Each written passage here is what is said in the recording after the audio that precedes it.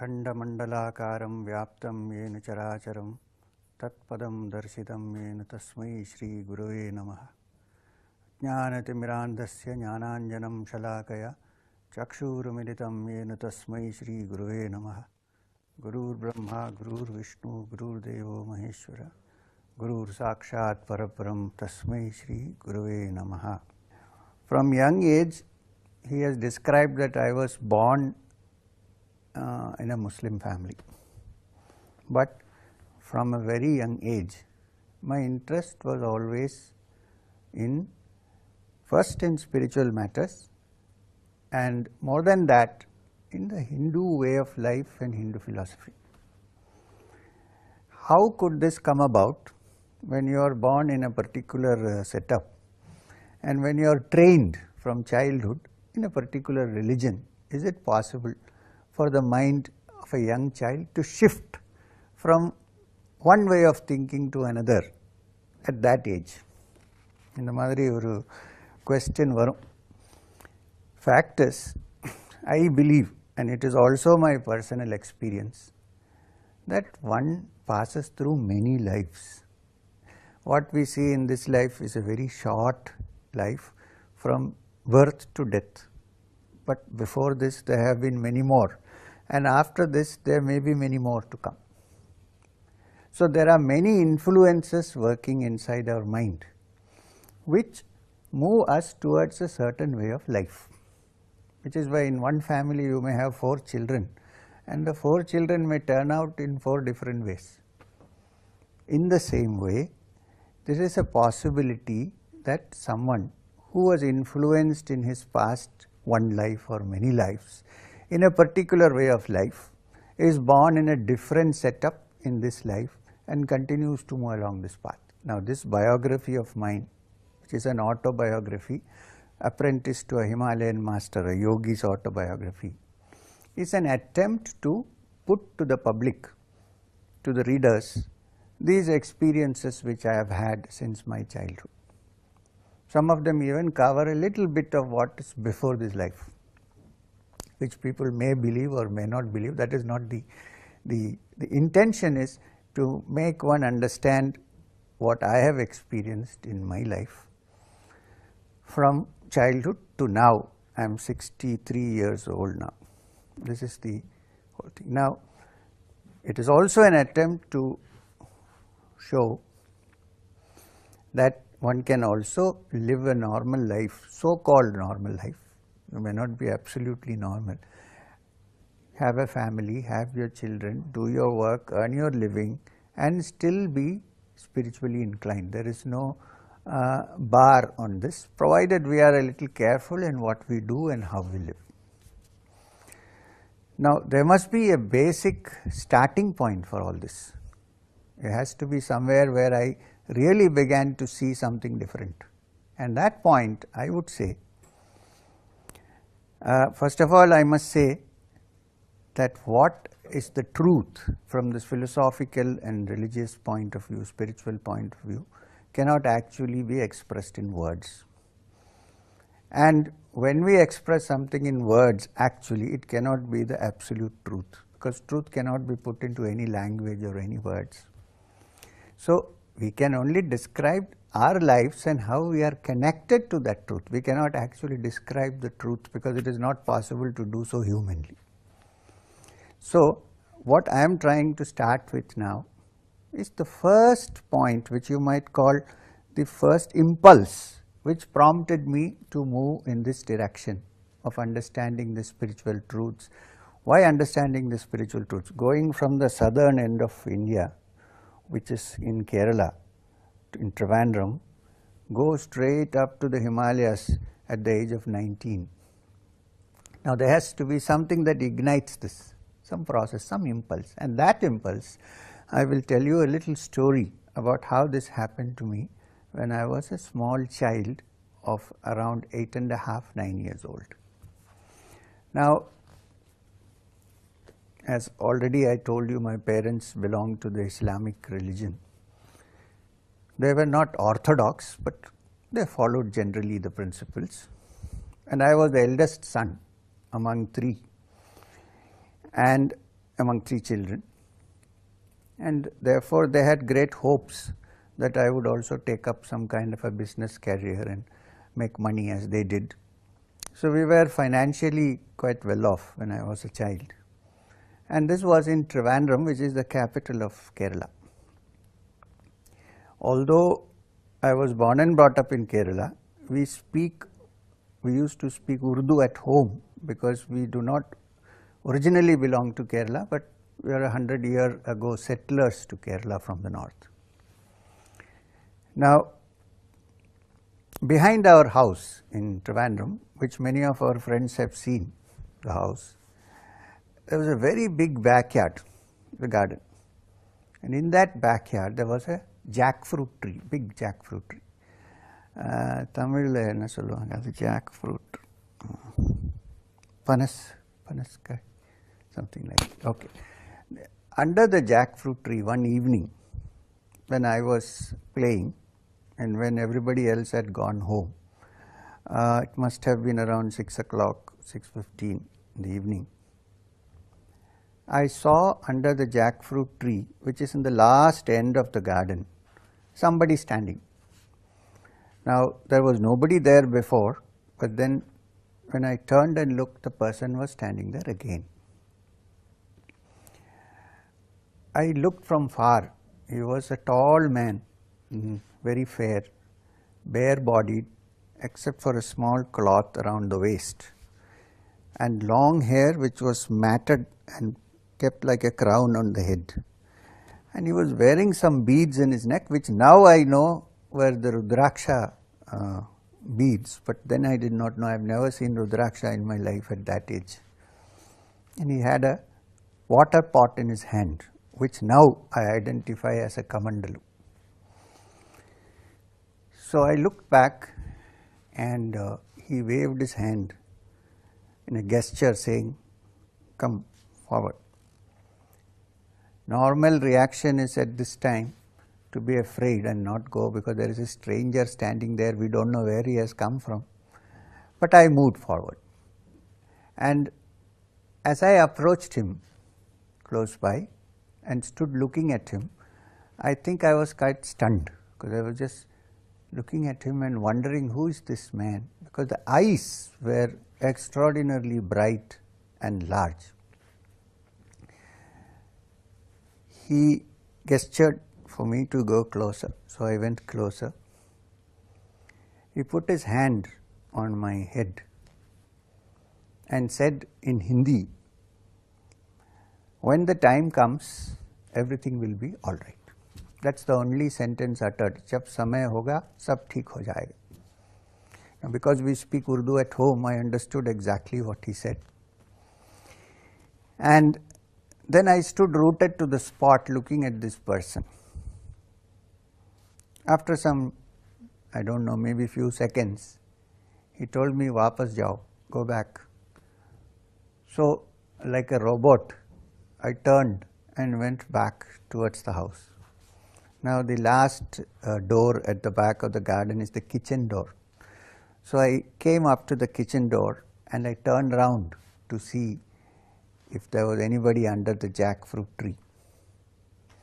There was nobody under the jackfruit tree. I am not saying that I saw him disappear, but when I turned and looked, there was nobody there. Now, I went into the kitchen and I remember that my mother was cooking something. Now, what happens when a boy of 9 sees something extraordinary? He has to tell somebody. So, my mother is the nearest person I can talk to. So, I went to my mother and I wanted to tell her that I saw somebody standing under the jackfruit tree and he has blessed me. But every time I tried to say this to her, I could not speak. My throat used to get jammed. My tongue used to get stuck. So, I decided maybe this is not something which we should discuss. I tried it a few times, but it never worked. But something extraordinary happened to me after that time, and that was, every night when I went to sleep around midnight, I would be woken up from my sleep, not by anybody, but I used to just wake up. And then we used to all sleep in one room. My father, my mother, we all used to sleep in one room those days.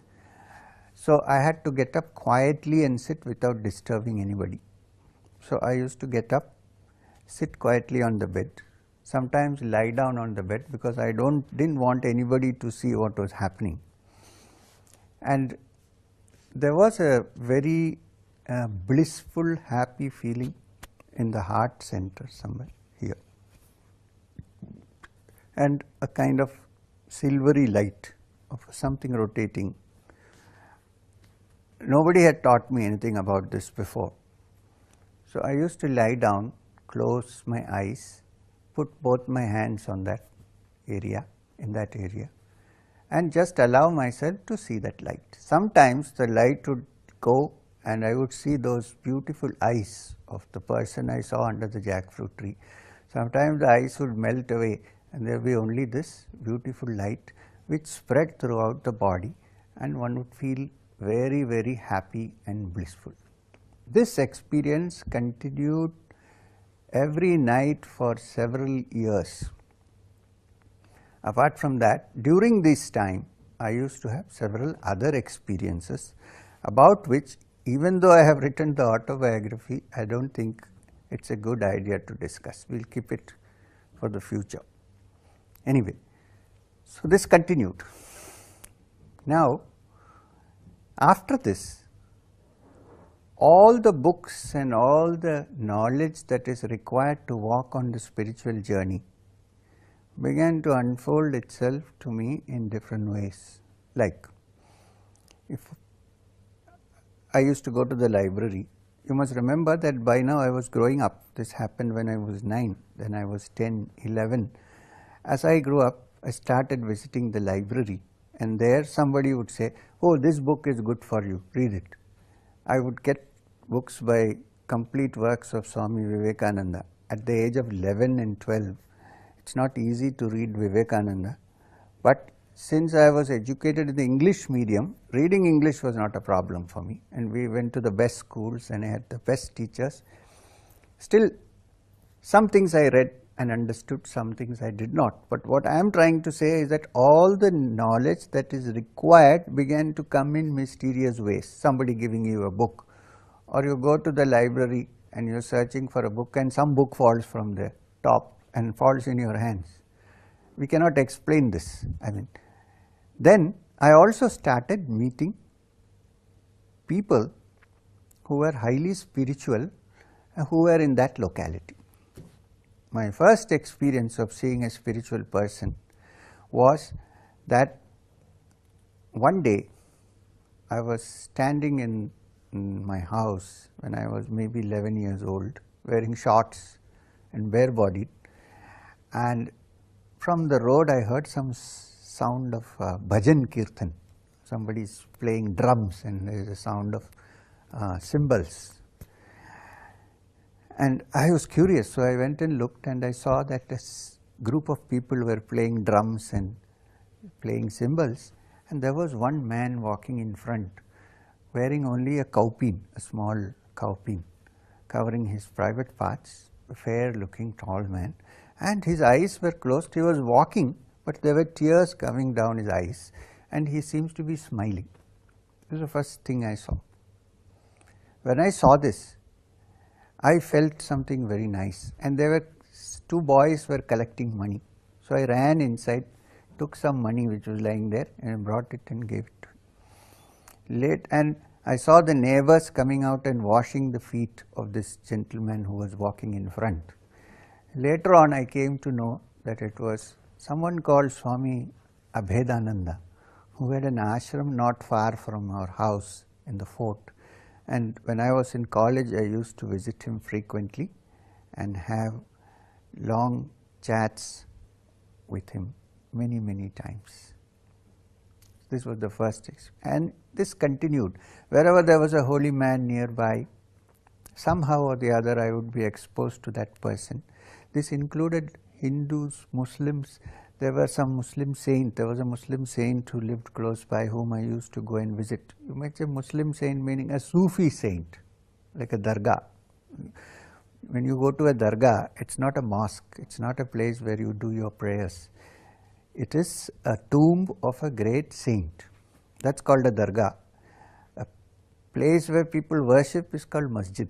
But generally both are kept together so that people can go down and then come and worship.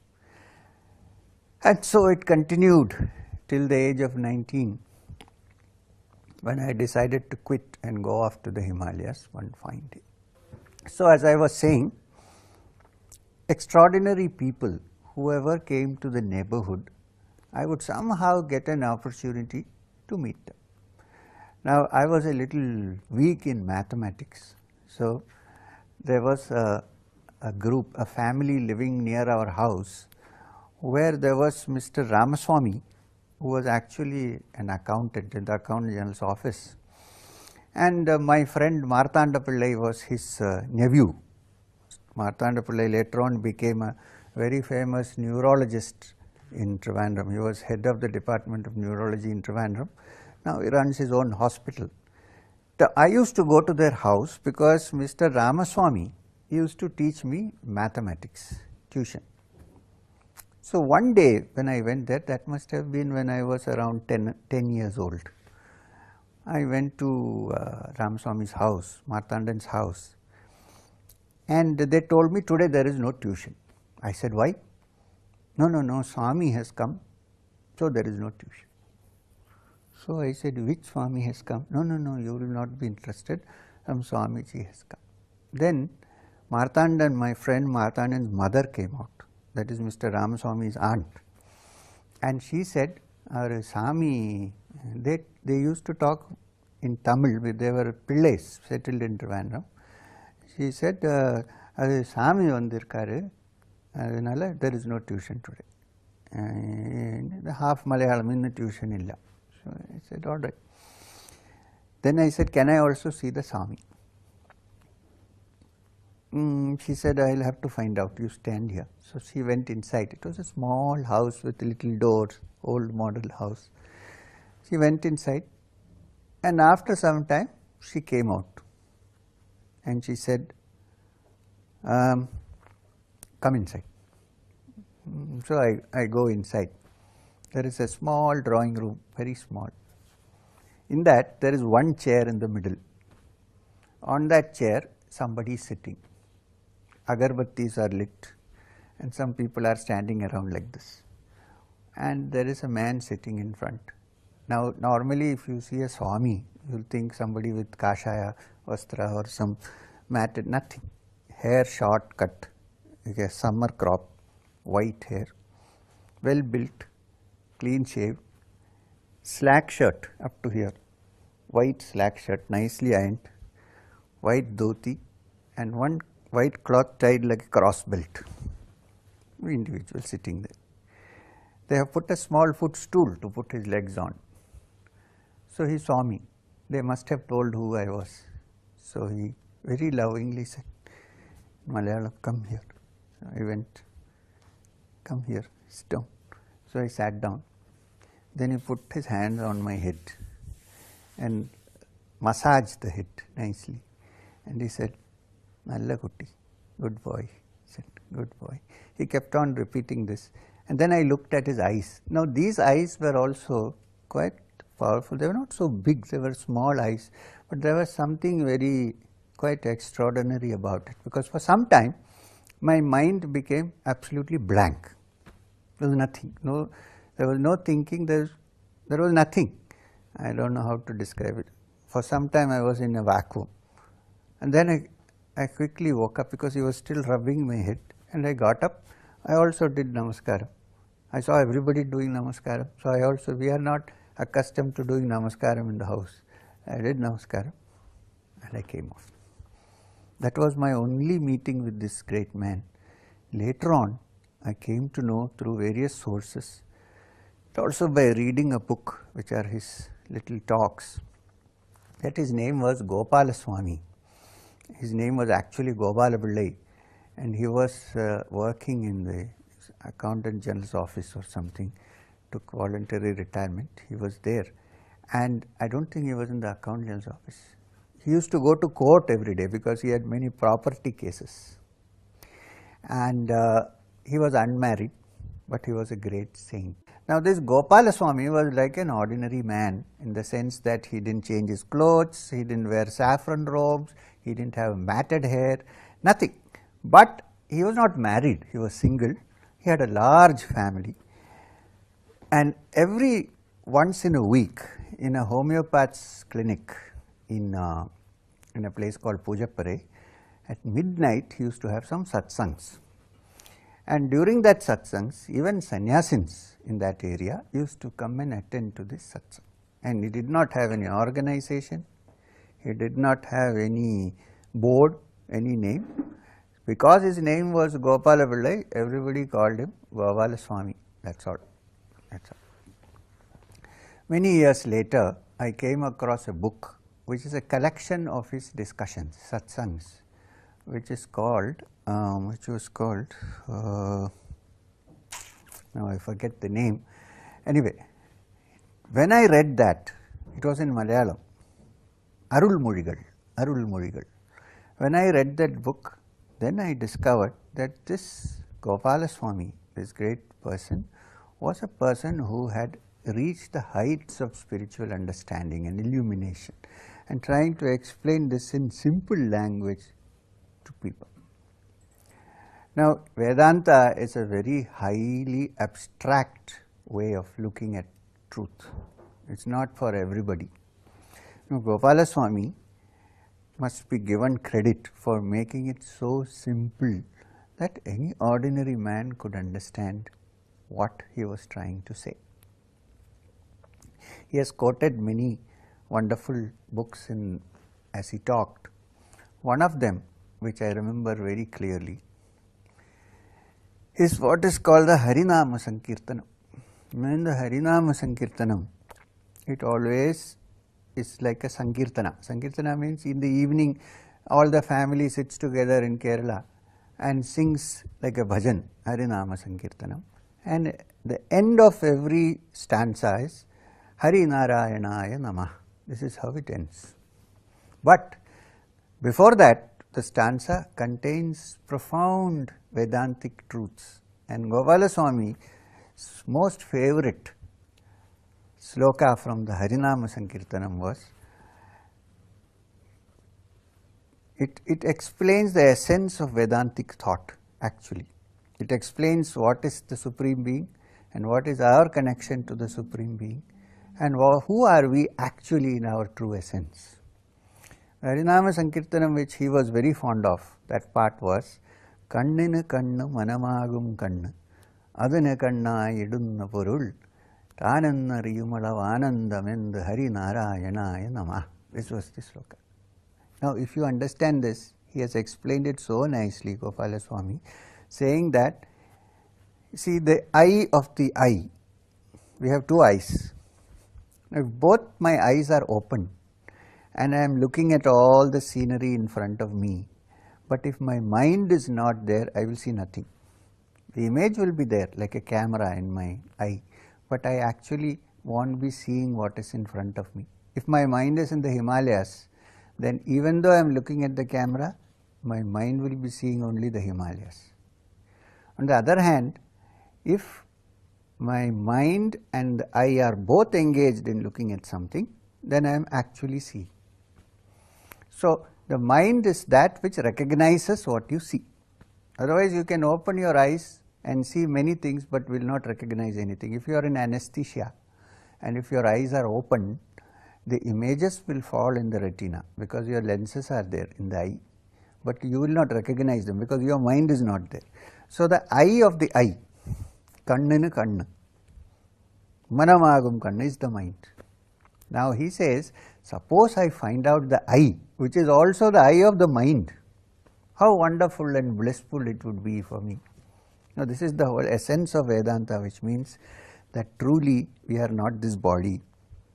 We are in essence a spiritual spark, which is called the Atman, which is the witness, Sakshi, to everything that is happening.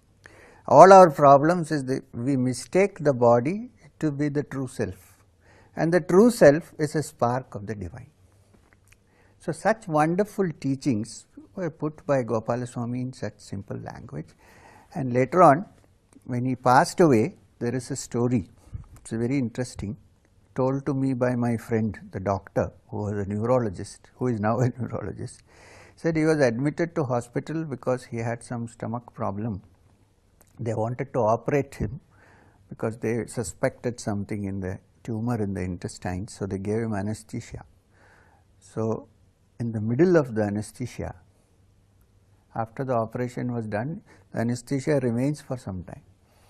But just after the operation, while the doctors thought that he was still in the anesthetic state, he opened his eyes, tried to get up and said, "It is all over," and went back to anesthesia.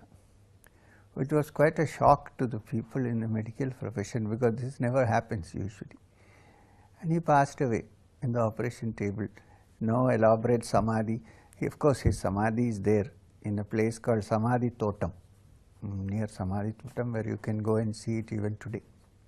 So, such extraordinary people I started meeting almost on a daily basis, I should say.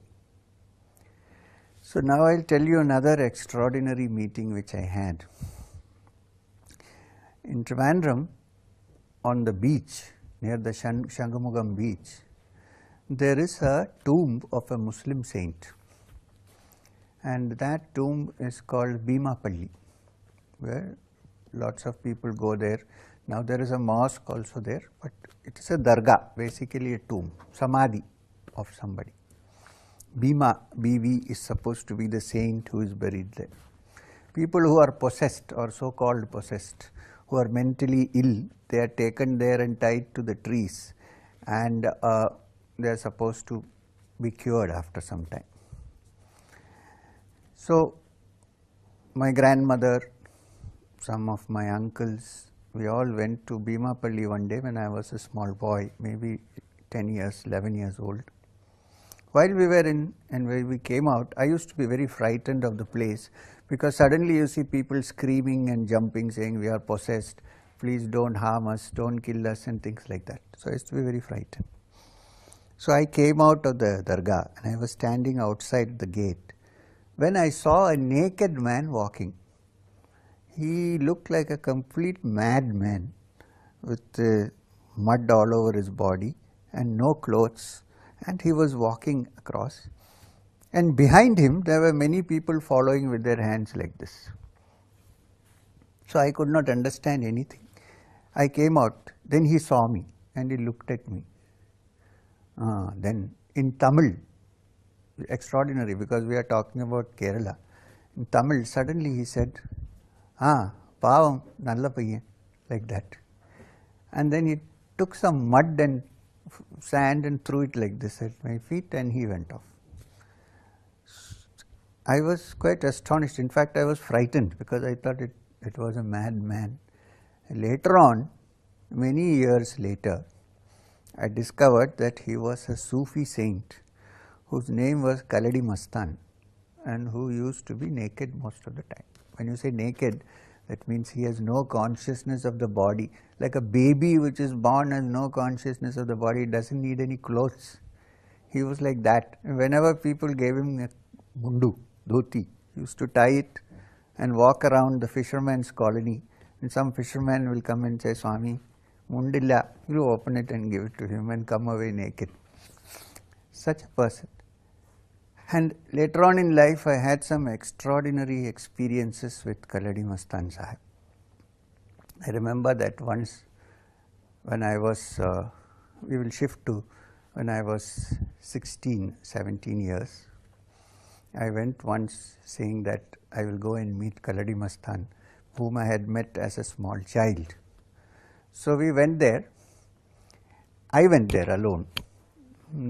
I saw him sitting in front of a small tea shop, tea kade hotel, and drinking tea, keeping it there, smoking a beedi or a cigarette, then throwing it off, again smoking, throwing it off, like a madman. And he was always laughing and talking to somebody. We cannot see anybody. So, anybody would think that he is a completely madman.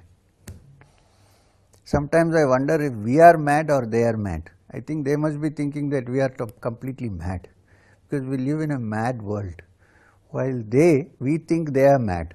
Anyway, so he was sitting there in front of the tea shop, sipping tea. I went. There was a big crowd, so I stood around. Suddenly he saw me in the middle of the crowd. Ngeva, he said.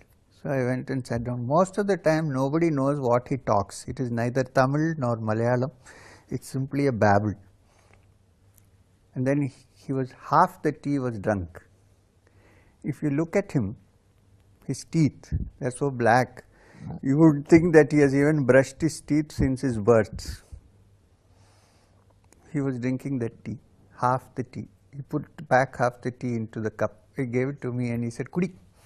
So I was in a dilemma whether to drink this tea and get sick or to refuse to drink. So that hotel owner was standing next to me. He said, Kudi, drink, drink. So I drank it. Then again the same thing. Periya Thiridan, he said. Periya Thiridan, Thiridit Poidon. Like that he said. So I thought, why is he calling me a Thiridan? I mean, I have never stolen in my life anything. So I thought I must be a bad man, so he is calling me a Thiridan. Later on, when I met my master, Babaji, he suddenly reminded me once. He said, did so and so call you a thief? I said, yes. He said, do you know the story of Krishna stealing butter? I said, yes. Then he said, that kind of stealing is when you steal somebody's heart. He said, when you fall in love, what do? Do you go and ask legitimately, give me your heart? You steal it, right? I said, yes. He said, that is what he meant. Then only I was relieved that he was not calling me a thief. So it's extraordinary that somebody should say like that to me. Anyway, I came away. Then I started practicing a lot of Hatha Yoga and Pranayam and all that. And one day something went wrong or right, I cannot say. There was a rush of energy in my system and I forgot where I was. I had gone actually to the seashore and I forgot. For many days I didn't go back home because I was not aware what had happened and I was wandering around the seashore, apparently. So the hotel owner where Kaladi Mastan used to sit told me that he found me one day in this state and he brought me to Kaladi Mastan, who was then not in front of the hotel, he was on the beach near the sea. So I believe he took an old bucket and filled it with sand and put the whole sand on the head, covered the whole thing and massaged, and after some time I opened my eyes and I asked him, where am I? So, which means that there was some connection between him and the experience which I had, or he was trying to save me from some extraordinary, the practice of certain forms of yoga and pranayam are fraught with danger unless you have a teacher, proper guide, because you are dealing with your nervous system, you are dealing with your brain, which is the controlling center of the whole body. So if something goes wrong here and there, there's a possibility that one might completely lose control of what's happening. So which is why they say always that there has to be a teacher, especially in such practices, who can personally supervise and see that nothing goes wrong. Anyway, so I was saved by him by throwing this mud on my head and saying, something he said, I didn't hear, but that's what the hotel owner said. Balan, said Balan, Balan, and put sand on the head. Woke me up and I opened my eyes and said, where am I? Then they changed my clothes, I took mundu and shirt and I went back home after 6 or 7 days. My mother used to always remember that, but unfortunately she is not there now, she is gone. So anyway, that was another extraordinary experience I had. Then the third one, which I want to say, I don't think I have mentioned these experiences in a very detailed way in the autobiography itself, this particular thing which I said just now. Anyway, now the third is about an extraordinary lady called Maima, who used to live in Kanyakumari. In those days, if you go and wander around the temple, there is a Kanyakumari temple. Below that is the ghats, and there you find lot of rocks. You would have found a lady who you would have mistaken to be a completely mad person. Yeah, she used to be surrounded by dogs all the time. There would be a circle of dogs, and those dogs were her security guards. Nobody could go near her. If you go near, they'd all stand in a circle and growl at you. And nobody knew what she ate or what she did. She used to catch fish from the sea by hand, put them together, light a fire and eat it. Or if somebody brought any food, she would accept it from them, if she accepts at all, and eat it.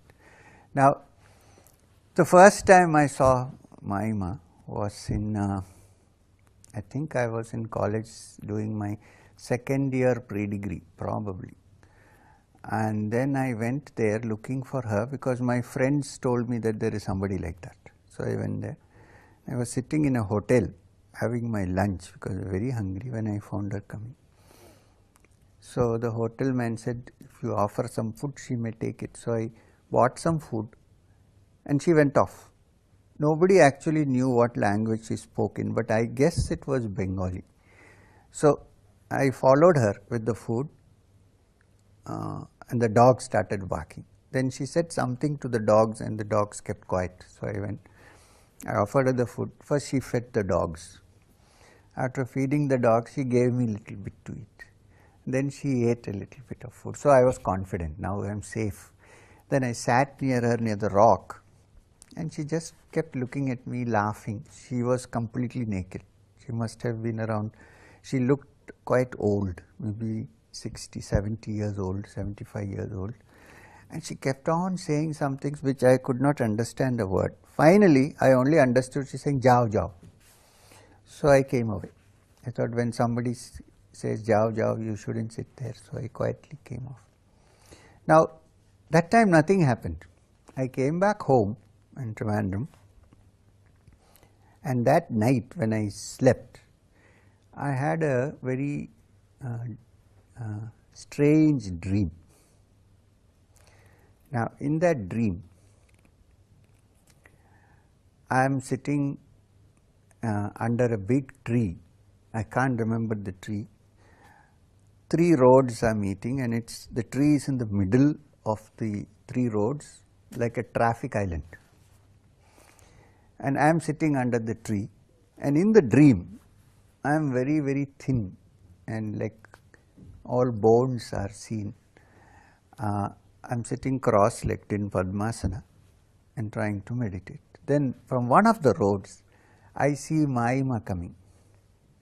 And in the dream, she is very tall, she is huge, and she has a stick in her hand and a small container in her, something she has. She comes.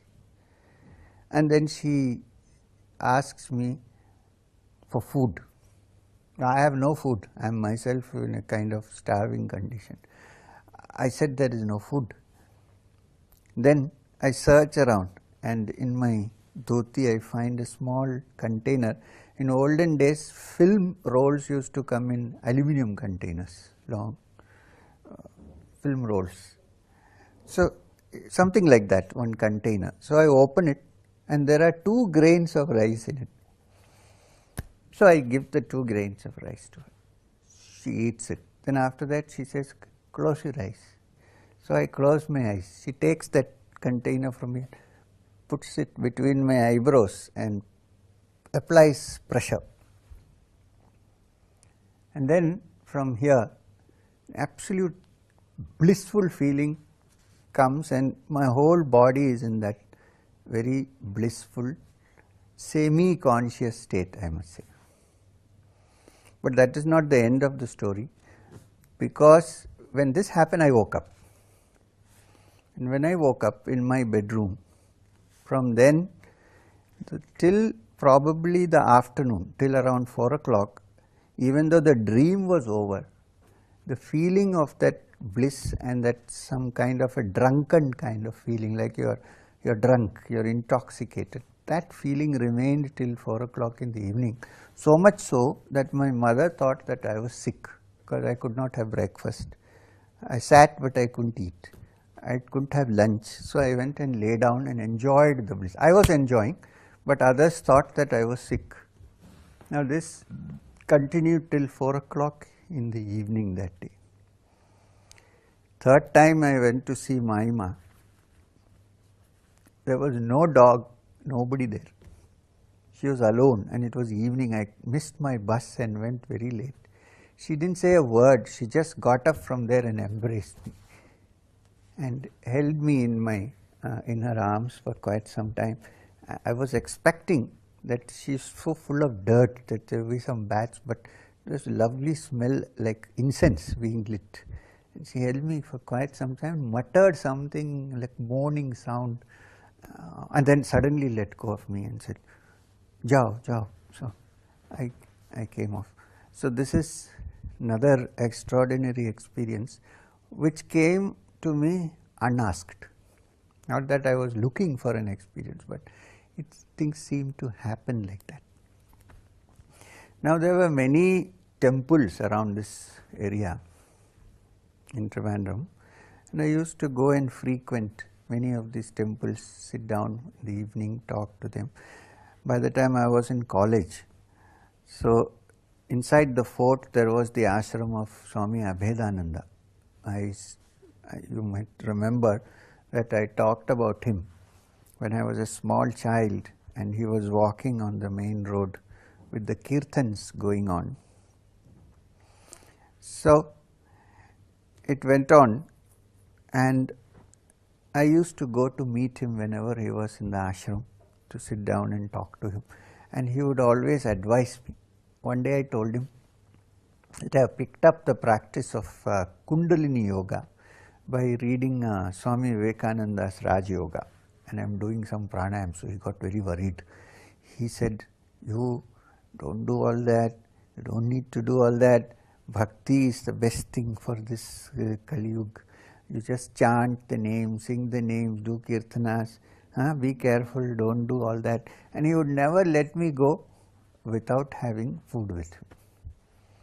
I saw him like that many years. I learned many things from him, especially on the bhakti scriptures, because every evening he used to have a small satsang. So I used to go and join the satsang, sit there, listen to him, and then he would say, then kalichittu ponam, but you must eat something and go, don't go otherwise. So like this my life expanded. I used to go to school and college, but my interest was not in the subject, which is why my sister became an IAS officer and I ended up running around the Himalayas. Anyway, it doesn't matter. So this was my life. Then every time I went and sat on the beach or in the evenings and looked up at the clouds in the sky, I used to always imagine the Himalayas. I never thought there were clouds. I thought there were snow-clad mountains, and there was this pull to go to the Himalayas. Meanwhile, I had read most of the literature available on these topics. Vedanta, Brahma Sutras, Upanishads, mostly without any help from anyone, but I think the help was there in the form of blessings from all holy men. Then, when I was 19 years old, I had just finished my second year in the college. The results had not yet come, and I decided that I will have to quit and go away to the Himalayas for some time. I thought that this particular setup in my home was not ideal to my spiritual fulfillment. I thought I need to go to the Himalayas. Perhaps somebody was waiting for me.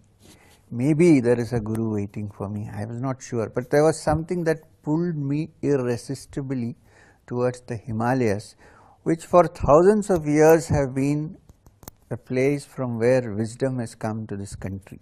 All the great sages, the Bhagirati flows from there. The Himalayas are well known in the Puranas, in the Itihasas, even in the textbooks on Vedanta. Many of the rishis taught from the Himalayas. So I decided I must go. Now I had some pocket money with me. Immediately My only interest was that. I went and bought some tickets to Delhi, to Chennai, from Chennai to Delhi, from Delhi to all unreserved, because you cannot suddenly get, and then from there to Haridwar. The train used to go right up to Haridwar, Rishikesh in those days. Then I went to Haridwar. And a new chapter started for me in my life. Although I had to look for someone, I couldn't find someone for many years, but that is a completely different chapter, which we have to take up separately and look into, of my days in the Himalayas, of going to Haridwar, of not having any money with me, of walking all the way 200 and odd kilometers from Rishikesh to Badrinarayan, walking in 20 kilometers a day at an average, and getting my feet all swollen and cut, and suffering sometimes for want of food. Now that is a separate chapter. In the last episode, I was saying that I was all packed and ready to go to the Himalayas. On the threshold, getting ready, packing up. Basically, packing up means not much luggage, but winding up and freeing myself to move towards the Himalayas. Now, before I go into that, I must mention a few things before we start, which I shouldn't forget to mention. One was my first visit to a temple. My first visit to a temple in my life. I had never before got into a temple because, as you all know, I was born and brought up in a Muslim family. We were not allowed to go to temples. It so happened that model high school where I went to school was not very far from a Subramanya temple. There's a Kartikeya temple there, Subramanya temple, in a beautiful campus with a lot of peacocks. The males danced and the females just stood there. And you could hear the sound of the peacocks all over the place from the campus. And it was like a hillock. And on top of that was a beautiful old Subramanya temple. Now, the priest of the temple was I forget his name, but he was a Tulu Brahmin from speaking the Tulu language from Karnataka. And his son Srinivas Rao was my classmate. So very often when I passed the temple, I used to think, maybe I should go and see the temple, what is inside. I've never visited a temple. So one day, Srinivas invited me to his house, because the priest was also staying there in a small little house.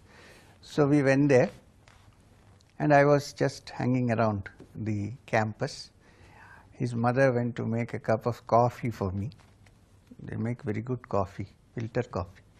So I was sitting and talking to Srinivas when I saw his father coming. His father was a tall man with sharp nose, hair tied up in a big juttu at the back. He came and he said, oh, Srinivas introduced me. So he said, oh.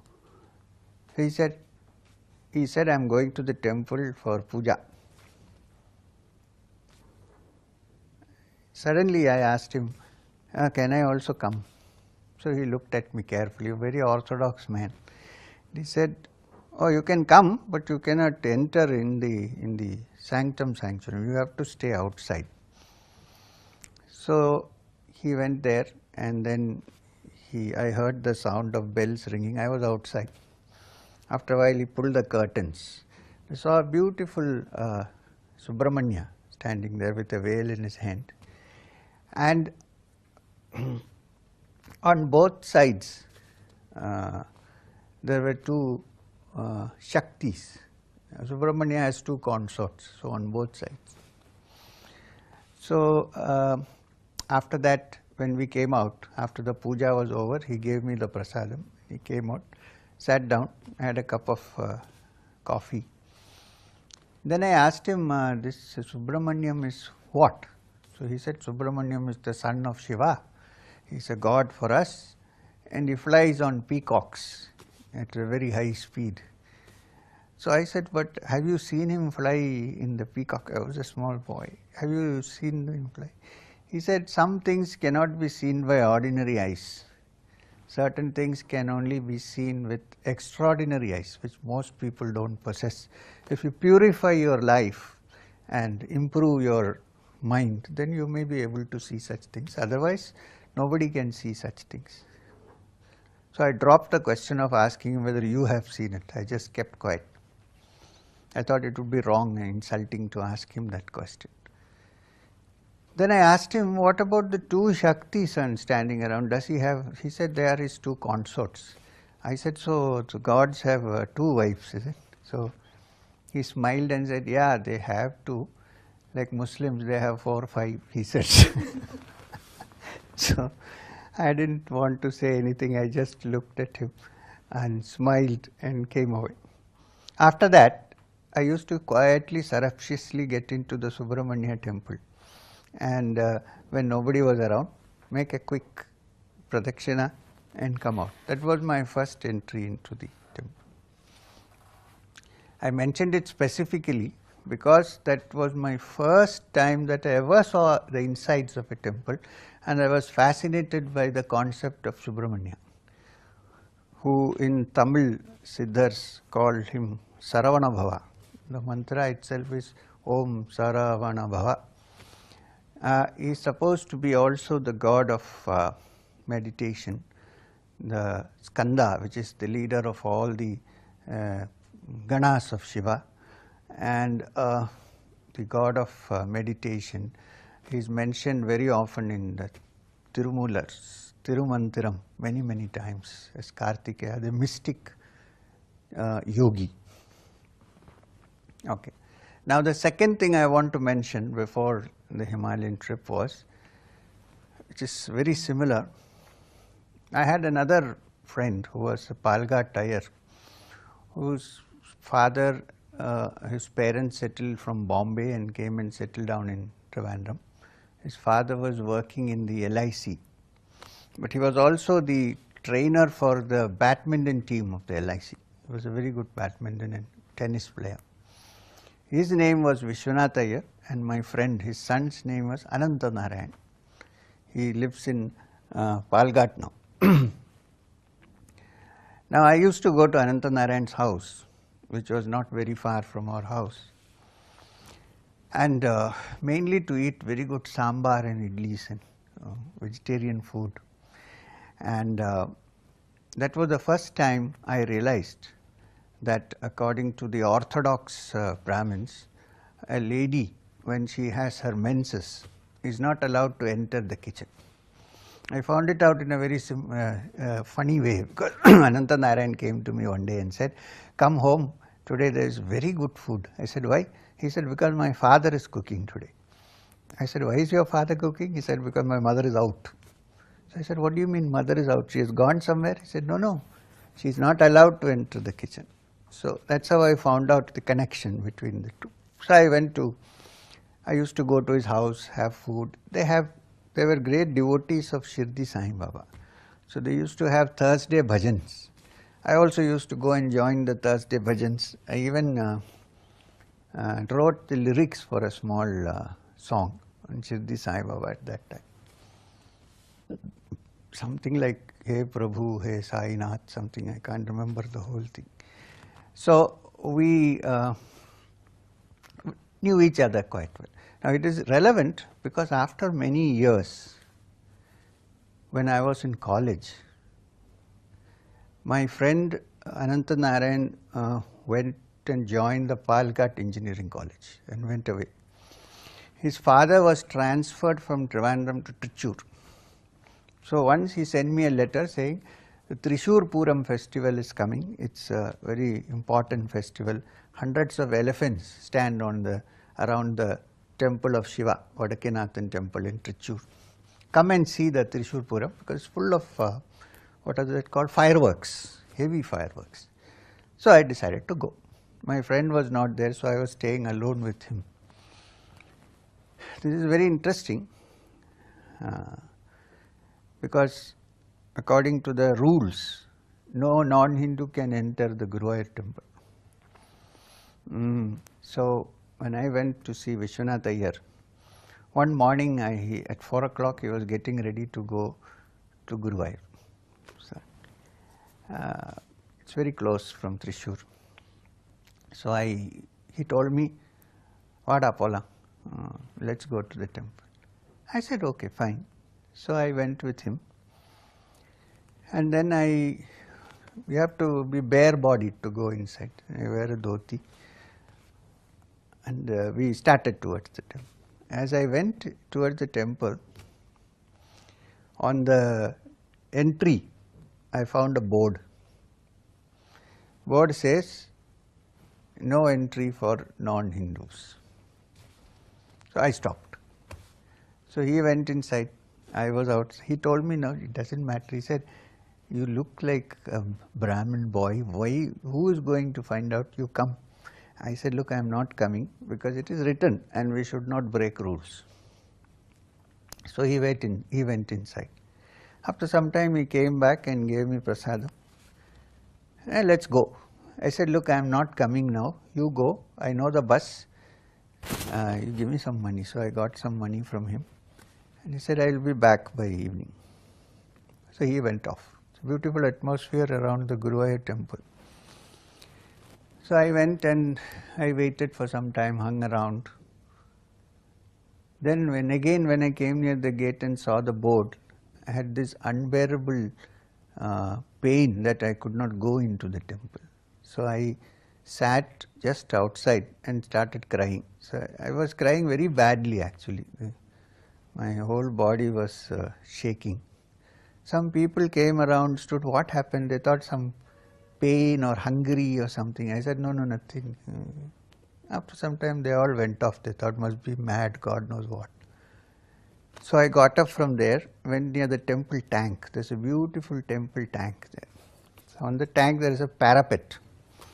So I sat under a tree near the parapet, wiped my tears and lay down and looked up at the sky and fell asleep. I was tired also, so I just fell asleep. Now in the sleep I had a very beautiful dream. I can't say it is a dream or a vision, but it was a dream, but it was a very vivid dream.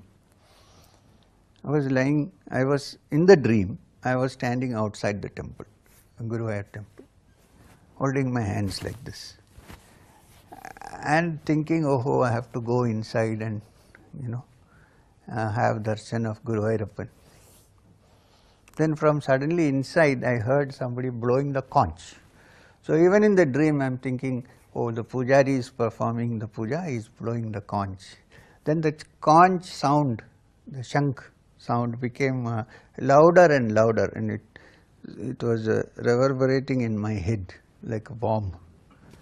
And then from inside, I saw the small place where the deity is kept. It's called Garbhagriha. Garbha, Sanskrit, Garbha means womb. And Griha means house. So womb, house. That means deep inside, like a child. So that Garbhagriha was coming out of the temple and becoming bigger and bigger and bigger and coming near the gate. And inside that I saw this little boy standing and playing and laughing and saying, come, come, like that. So in the dream I was saying, Yamaram, I'm coming. And I woke up. So when I woke up, I decided that this is a good signal. Now what there is board or no board, I am going to go inside. So I went inside, had darshan, took a pradakshana, took the prasadam and came out. That is the one and only time that I could go to Guruvayur temple and come out, because now if I go, my name is in the newspapers, people will be very happy, but the Devasam board will be in trouble. So this I had to mention because this was kind of preparatory to my going to the Himalayas. Now the other thing I want to mention is the meeting with another great yogi, a Paramahamsa, who also looked like he was completely mad. Near the beach in Trivandrum, there is a beach called Pundara Beach, which is beyond the Shangamugam beach. There used to be a person, nobody knows where he came from and nobody knows where he went afterwards. He disappeared after some years. They didn't even know his name, so they used to call him Pundara Swami. He used to be a man with matted hair and wearing a small cowpin and sleeping on the sand, and his pillow was always a heap of sand on which he kept his head and slept. And he hardly talked. Whatever food was offered by the fishermen, he ate. You can't say as vegetarian, non-vegetarian, whatever the fishermen offered, he ate. People say that if they offered him liquor, he would drink that also. But people used to go and stand around and bored out. He would not allow somebody to touch his feet or anything. And he looked so wild that people were very frightened of going close to him. So one night I went, one evening, stood near him and was looking at him closely. I moved a little forward. Suddenly lying there itself, with one hand he pressed one, raised his body, and with the right foot he gave me one hit on the neck. It hit me somewhere here. And I remember I fell down. I fell down full of mud on my body and face. Then I got up and hit everything. And he was silent as if he had done nothing. I was lying there. I looked at him, he looked at my eyes, I also looked. And everybody around me said, you are blessed, you are blessed. Only when he blesses, he does this thing to you. Came off. What happened was, for a long time I was having a persistent ache in my right backbone. When I went home, I suddenly realized that it was not there. It had completely vanished. So these are some of the experiences I wanted to relate before we talk about going on to the Himalayas. Also, I need to mention 3 renunciants, sannyasins, who had a profound effect on me before going to the Himalayas. One was Swami Abhedananda, who I have already mentioned, whom I met as a small child when he was doing kirtan and walking on the street, and how I used to go and meet him and get a lot of understanding about what bhakti means. He was basically a bhakta, Swami Abhedananda. The second person who influenced me was Swami Tapasyananda, who was then the president of the Ramakrishna Mission, Trivandrum, Shastamangalam, where they have a hospital. As a young boy, I used to, when I was in school and in college, I used to go on Sundays and meet him and talk to him. And we also used to go and meet another professor of Malayalam, who was a great teacher of Vedanta, Professor Balakrishna Pillai. I don't know if he is still around or he has passed away. He was pretty old at that time. He also lived near Peta, which was on the way to the beach. So Sundays we used to go there. Swami Tapasyananda would come and we used to sit there and have discussions on Vedanta. Swami Tapasyananda told me that Professor Balakrishna Pillai has actually experienced the essence of Vedanta. So his wife would prepare coffee, simple man living. Yes. Now, afterwards, I met Swami Tapasyananda in many places as I was traveling. Sometimes I would come back. Now, in the Ramakrishna Mission, there is a very important initiation, which is taking of the mantra of Sri Ramakrishna. Even though I had joined the Ramakrishna Mission, spent some time in different centers of the Ramakrishna Mission, I had not taken the mantra of Sri Ramakrishna from anybody, because I thought I had to find the right person to take the mantra from, because in the Ramakrishna Mission only the president can give the mantra. Later on, they changed the rule and said the vice president can also give mantra diksha. That was the time when I came to Chennai once more and found that Swami Tapasyananda has been appointed Vice President. But he was living in Mylapore in Madras, in the Mylapore Mutt. So one day I went to him, after a long time I was meeting him. I went to him and I said, Swamiji Maharaj, so you have come. He said, where are you now? What are you doing? I thought you must have taken sannyas after you left the mission by yourself. I said, no, I have not taken any further. Then I explained to him where I was and what I was doing. Oh, he said, met a great yogi, wonderful.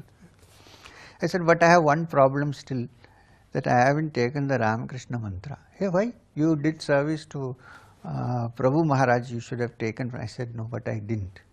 Can you give me the mantra? Okay.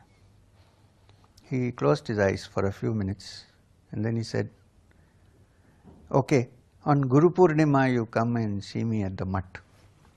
Those days this new temple was not there. There was the old temple in Ramakrishna Mission.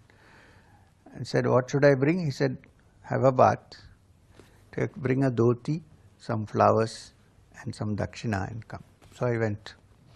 When I went, I found there were other people also, few people. But he took me aside separately, individually, on to the temple. And then he told me to sit down, went inside and meditated for a while.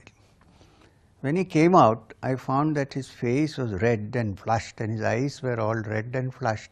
And he didn't look like this same friendly Swami Tapasyananda that we know of. There was something had taken place in his mind. Anyway, he came out. And then he gave me the Ramakrishna mantra, which is the Diksha mantra of the Sri Ramakrishna Mission, which was first taught by Swami Vivekananda and continues down. Later on, Swami Tapasyananda introduced me to some books on Sri Vidya and Tantra, which I already had taken from Babaji, my Guru. And he passed away after some years. One of the best books, translations and commentaries on the Bhagavad Gita, all the 18 chapters, was written by Swami Tapasyananda. Also, he has written a beautiful translation and commentary on the Bhagavatam, which is also worth reading. It's in English. Because I vouch for the fact that he was a genuine sadhu. Apart from being the vice president and so on, which is an administrative matter, he in his young age had done personal seva to Swami Shivananda, who is Shivananda, a direct disciple of Ramakrishna Paramahamsa, who used to be known as Mahapurush Maharaj. Not only did he do seva to him, he was initiated into the mantra by him and he was given Brahmacharya Diksha by him. Apart from that, he had done seva to Sharda Devi, the Holy Mother, who was a consort of Sri Ramakrishna Paramahamsa and who lived for many years. Many of Sri Ramakrishna's disciples passed away, but she was alive. She lived to a ripe old age. So at a young age, Swami Tapasyananda, who hails from Vattapalam, Palghat, left home and went and met Sharada Devi, stayed with her and did seva. Then he was introduced to Swami Shivananda and he got his initiation from it. This was a great man, one of the second person who had influenced me during those years. The third was a very peculiar man again, whose name was Nilakanta Swami, but everybody used to call him Chambarandi Swami. He used to live in a remote village on the outskirts of Kerala, of Trivandrum, called Chambarandi, which also happens to be the birthplace of Sri Narayana Guru Swami. There, story is that he used to be a tea shop man who used to make tea in a small tea shop. But he was a great bhakta of Sri Rama. So very soon, in his sankalpa, he began to think of himself as Hanuman and worshipped Rama as his god. As years went by, he became so involved in the identification with Hanuman that he closed up the tea shop and everything and used to spend most of the time on the tree, eating nuts and things like that.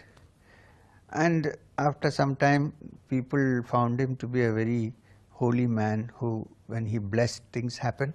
So they built a small cottage and asked him to come and settle down there. So he was living in that small cottage, and everybody used to call him Chambarandi Swami. Now the college where I went to was not very far from there, the new Loyola College which had started. So one day, one afternoon, I cut class and went towards the Chambarandi and saw him sitting in a thatched hut with a thatched hall also in front. So I went and met him and did pranams. He was also a matted haired man with a long beard and wearing a small cloth, loin cloth, very, very thin, extremely thin, almost bones. He called me near to him and put his thumb in the middle of my eyebrows, forehead, pressed it for some time, and I felt something very tangible happening inside my system. This was before I met Babaji. I came back and I found that I was in a very calm and tranquil meditative state. But even though he was a great holy man, he was a very, very practical man who could see through pretenses very, very easily. I remember that we used to have a gathering. So everybody was sitting there together. Suddenly he asked, which deity is worshipped most in Kali Yuga? Which is the favorite god of Kali Yuga? So many people asked, offered their opinions. Somebody said Murugan, somebody said Shiva, somebody said Krishna, it went on like that. He kept quiet. He said, anybody? Who is the favorite god of Kali Yuga? No answers. He refused everything that they said. He said, no. Adalla, adalla. And finally, he said, shall I tell you? Shall I tell you? They said, yes, Swami, please tell us. Chakram, he says, money, that is the favorite god of Kali Yuga. If that is there, everything is there. If that is not there, you will become a mad fellow like me, he said, and laughed loudly. Now, you can understand. And he had a favorite statement for Ramayana. When somebody asks, what is the definition of Ramayana? He always says, Ramayanam. That means the darkness has to move out. In Malayalam, Ra is the short form for Ratri, means night. Mayanam means it must be rubbed out, erased. He said to understand Ramayana, the darkness must be rubbed out. So Ramayana for him became Ramayanam. So this was the great soul. So these three people had a profound influence on me. Before I decided to step out of home and be on my own, so their blessings were always on me. So this is what happened before I started off. By the time I was 19, around 19 and a half, I had written the exams, my final exams, and the results had not yet come. This irresistible desire to go to the Himalayas was kind of eating up all my thought, my mind, my soul, and I was wondering what to do.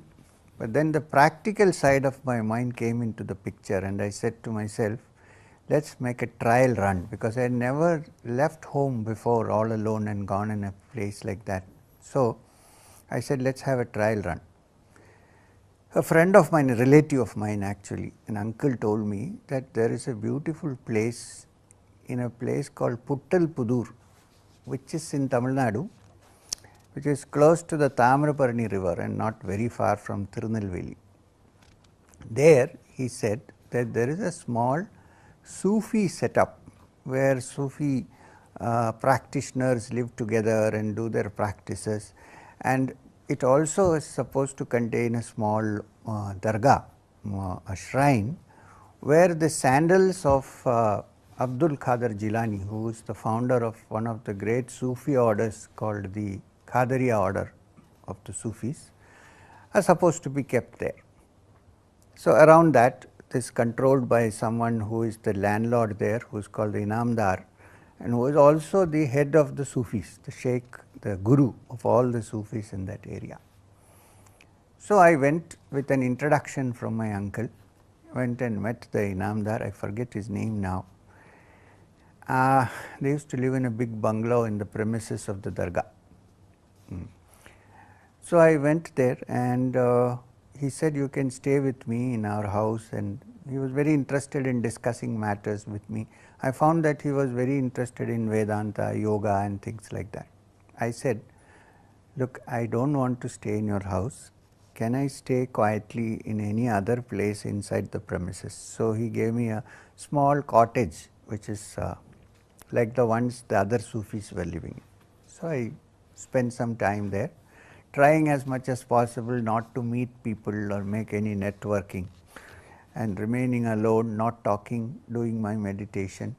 I was also having daily discussions with the Inamdar, the Sheikh, the Guru there, about Sufi teachings and the Qadri order and what are their meditation techniques. And the Qadri order has a great deal of pranayam as part of their devotional exercises. So I spent some time. It was nice, very beautiful. The place used to be full of doves sitting and making kind of cooing noises throughout. And I found out that instead of avoiding the cooing of the doves, one could meditate by trying to listen to them quietly. If you listen to them quietly, you hear only the cooing, and the cooing slowly disappears and you are in silence.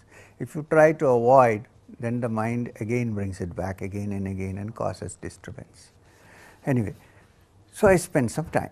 Then one of the Sufis told me there, elderly man, that a little beyond, about 20 kilometers away, there was a hill where there was a cave and the tomb of a Sufi, unknown Sufi, where it's a beautiful place to go and meditate.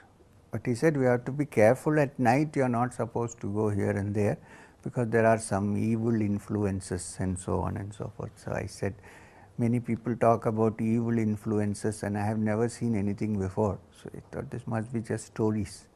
Anyway, I decided that it would be a good experience, since I was going to the Himalayas, to go to a non-Himalayan mountain or cave and spend some time and get some practice, like a trial run.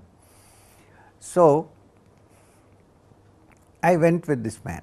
He also came with me. I think his name was Ibrahim Sahib or something like that. He came with me. Both of us went.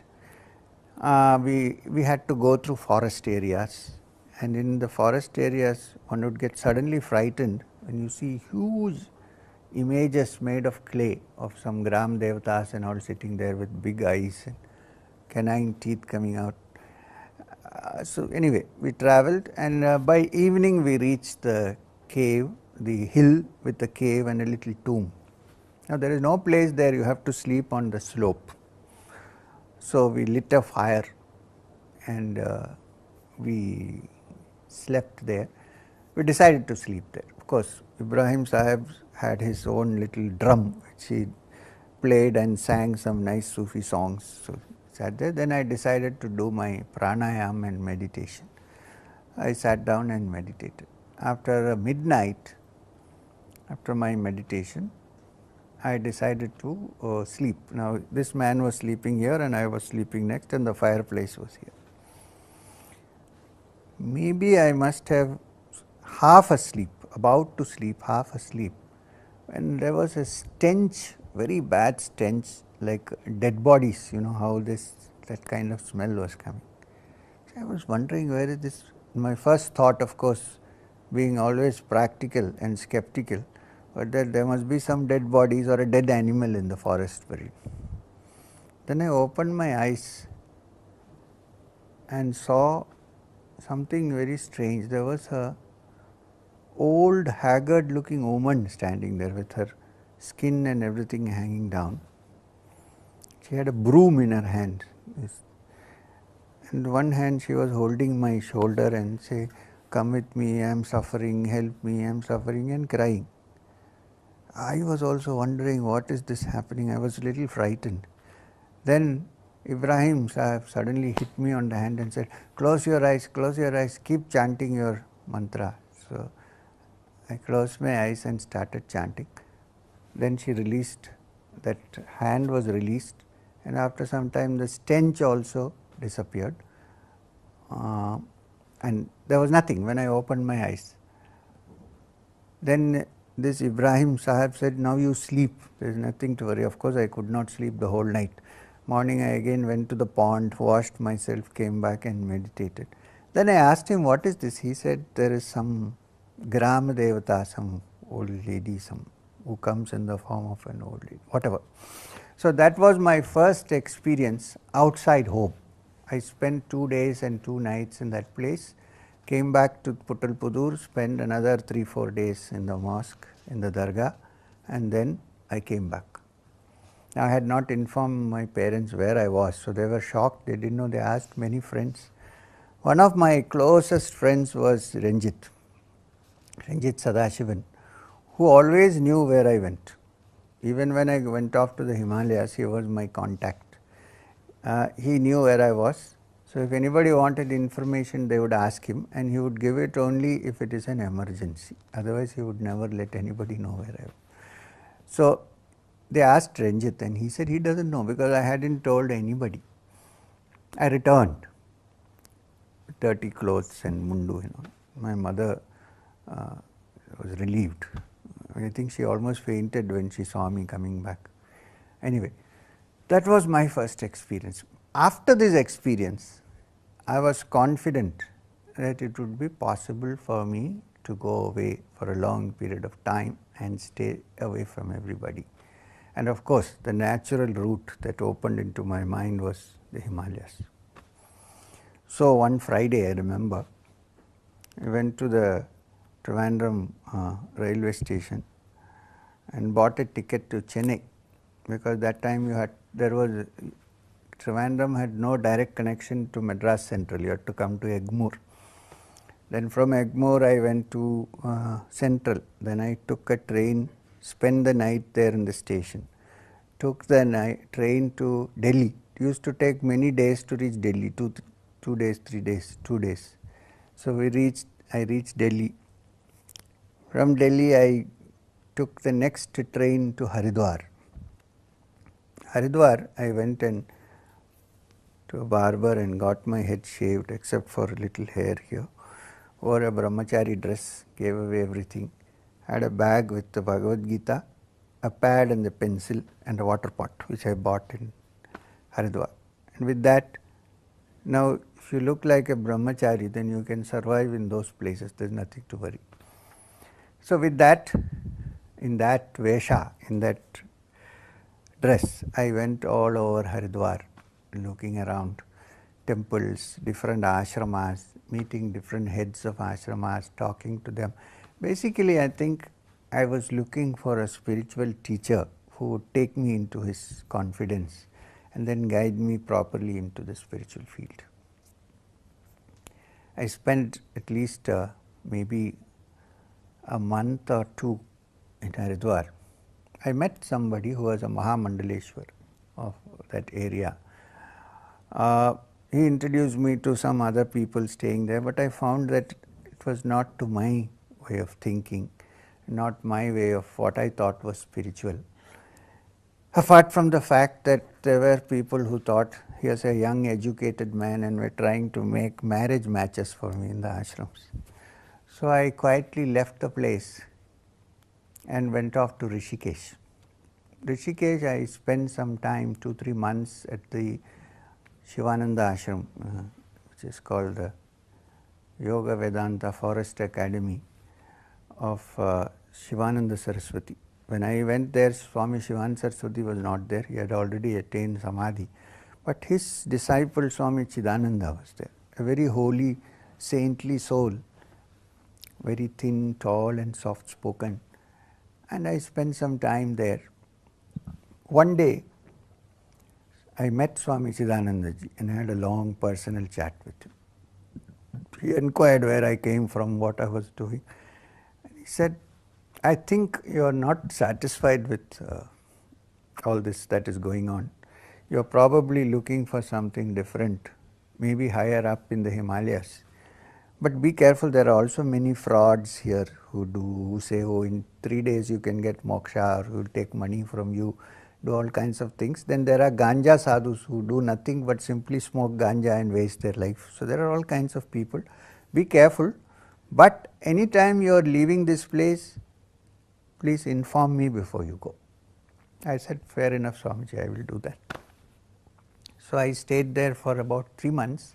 At the end of 3 months, I went and told him, tomorrow morning I would like to leave because I want to go further up to the Himalayas. He said, all right, how are you going? I said, I'm going walking. He said, do you have money? I said, no. He said, do you want to take some money? I said, no. He said, okay, God bless you, and put his hand on my head. I said, all right. So next day, early in the morning, I set out. The same, only one pair of change, dhoti and kurta, half sleeve kurta, bag, kamandalu. Sometime I walked with my rubber chappals, Hawaii chappals. After some time I found that it was difficult to walk with them, so I threw them away. So I walked. My aim was to reach a place called Vashishta Gufa, which is about 21 kilometers from Munikireti in Rishikesh. So I went, walked, and I got very tired. I had some little bit to eat somewhere in a little ashram, nothing much to speak about. I kept walking and walking till my feet became swollen. So I had never walked 20 kilometers at a stretch before in my life. And the bottom of the sole of my feet was all swollen like rubber. When I finally reached Vashishta Gufa. There, the Vashishta Gufa is located on the banks of the Ganga. From the road you have to go down the steps, deep down, and there is a cave there. So when I went there, Swami Purushothamananda, who used to live in Vashishta Gufa in those days, he had passed away, he had attained Samadhi, and a brahmachari who was serving him was there. There was nobody there. There were a few cows. There's a dining hall with a big jamun tree there, and this brahmachari was staying there. That brahmachari is now become a Swami. I forget his name at the moment. He lives in Vashishta Guha even now and remembers me very often. So when I went, he was also from Kerala. Swami Purushothamananda himself was from Kerala. He was a disciple of Swami Shivananda of the Ramakrishna Mission, Mahapurush Maharaj, and also of Nirmalananda, another disciple of Ramakrishna Paramahamsa. Anyway, so this brahmachari saw me in the state, and he took care of me for at least a week till my feet became all right. He fed me, he looked after me, and I used to go and meditate inside the Vashishta Gufa. Vashishta Gufa is a beautiful place to meditate. People who have come with me on my Himalayan trips later on, they will vouch for the fact that once you enter the cave, it's absolutely quiet. You only have a humming sound and quietness and darkness. There are no lights there.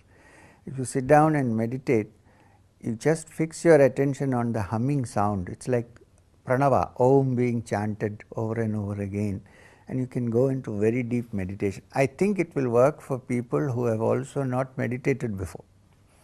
Anyway, so I spent 4 or 5 days there. Just from the banks of the Ganga, if you walk further up, there is a cave on the top called the Arundhati cave. But I was not aware of its existence at that time. Later on, when I was wandering with my guru, Maheshwarnath Babaji, we have spent many days in the Arundhati cave. That time I didn't know about the Arundhati cave. Anyway, after a few days I told this Swamiji, this Brahmachari ji, that I am going now. I have to go to the Himalayas, further up to Badrinath. So again I started. By then my feet had got cured, and they became good enough. It's about a month, I think, good enough for me to walk. So then from then on, I never wore any chappals or sandals. I walked barefoot because the soles of the feet had developed calluses and they had become like soles of chappals. Anyway, so I walked, and then that day by evening time, I was going through the forest and I was feeling hungry and wondering what to eat, what to do. There was no ashram in sight. When I saw a man coming from there, collecting firewood and going. So he asked me, "Oh Maharaj, Brahmachari ji kahan ja rahe ho? Where are you going?" I said, "I am going to Badrinath." He said, "Is there any place to rest here?" He said, "If you can walk 2-3 kilometers with me, you can come and stay with Babaji." When I heard the word Babaji, I was astonished. I said, "Maybe the same Babaji about whom I have heard, about which we have read before." So I didn't know that all Vaishnava sadhus of the Vaishnava Sampradaya in the north, they are all called Babajis. Anyway, so I said, "I'll come." So he took me down near the Ganga. You have to descend about 1 kilometer, and there was a little ashram with a Krishna temple, and there was a Vaishnava Babaji sitting with all namams, big man, and there's a small community staying there. When I went, Aarti was about to be performed. So with the ringing of the gong and all that, they performed the Aarti. I sat down. Then he told me that I found this brahmachari on the way. He is going to Badrinath. So that Babaji was a very kind soul, very nice soul, man. So he said, "Okay, you have your prasad now, and then we can discuss." So I had whatever food was there. And then I went to see him, and he sat down and he had a long chat. He gave me after talking to me for 15 minutes, he said, "Do you want the Krishna mantra? I can give it to you." I said, "Well, I'll be very happy to take it, but I am actually in search of a guru." And he said, "All right, but I can give you the mantra." He said, "There are many gurus. Upagurus are those who help you go towards the real guru." Such an humble man. He said, "It doesn't matter, you still take the mantra from me." So he gave me a Bija mantra of Krishna from the Vaishnava Sampradaya.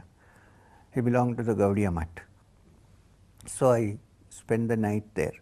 Next day morning, I said to the Babaji, "I am going further up, I am climbing." He said, "I am very happy that you are searching for the truth and for a guru and so on, and you will definitely find the guru. My blessings are with you. But you remember one thing, if you think of taking sannyas, which means becoming a renunciant, giving up the world, it's a very lofty ideal which everybody cannot do." Said only few people can take sannyas, everybody cannot do, because it is such a difficult life. Don't think that it is full of, because you have no work that you will be happy. It's not like that. It's a difficult work. He said to take sannyas really, it's like climbing up the steps and going to the heights.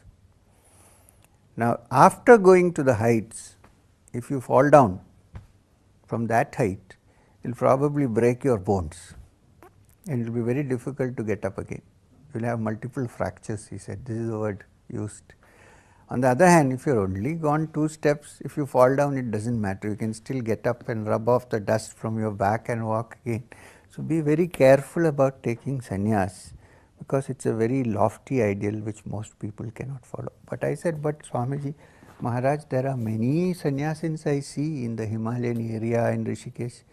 He said, "That is the problem of Kali Yuga. Anybody who doesn't have a job puts on the saffron robe," and laughed loudly. Then he said, "Narayana, Narayana." Anyway, so from there I walked the next day and proceeded towards Badrinath. In Devprayag, I met the kind of sadhu which was described by Swami Chidananda. There was a guy who was naked, who saw me on the way and said, "Come, come, you stay with me. I will give you guidance. I will teach you how to meditate." I was a little suspicious, but I went and stayed with him in a small kutir on the banks of the Ganga in Devprayag. As soon as evening came, he prepared his chillam and put ganja into it and started smoking. Those days, I had not even tried or touched any of these things. So I said, "I am not going to." He kept forcing me, "Have a puff, have a puff, have a pull, it will be nice for you, you will reach Shivam." I said, "No, I am not going to." Then he was joined by another Naga sadhu. So he is telling him, this man is a great Shiva yogi, so he doesn't take siddhi, so let us smoke. So they both smoked, and they were shouting some loud things, and I don't know what they were doing. Anyway, I meditated for the night, went to sleep. Early morning I got up, and without informing anybody, quietly I walked out and started my journey again. So I went, continued like this. On the way I met many sadhus, but I could not relate to them. Some of them must have been great spiritually evolved people, but they were not my cup of tea, because my master was waiting for me and I was waiting for him. So it didn't work out, nothing worked out. So on I went traveling. And one or two things, somewhere near Nandaprayag, I had a very interesting experience. When I reached there, it was evening, and there was a temple, small temple there, and the priest of the temple was winding up and going home, a Garhwali priest. So he told me, okay, you can sleep here if you like, but there is no food. There's a banana here, you can take it and sleep. I'll see you in the morning. So I said, all right. So there is no other place to go. In fact, that temple is still there. Even if you go in the bus on the road, you can see it on the left. It's a Shiva temple.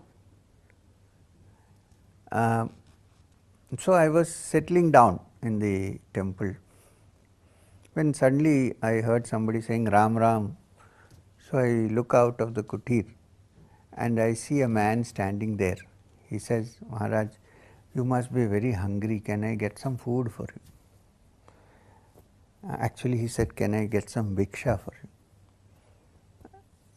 I said, all right, sure, because I was really very hungry.